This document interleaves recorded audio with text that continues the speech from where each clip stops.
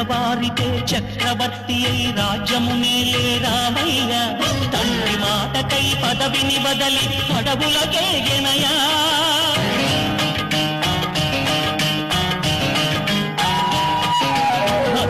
జనులను కావగ వచ్చిన మహావిష్ణు అవతారమయ్య ఆలిని రక్కసుడు అపహరించితే ఆక్రోశించెనయా అసురుని దృంచి అమ్మను తెచ్చి అగ్ని పరీక్ష విధించెనయా సాగలి నిందకు సత్యము చాటగ కులసతినే విడనాడెనయ నా రాముని కష్టం లోకంలో ఎవరూ పడలేదయ్యా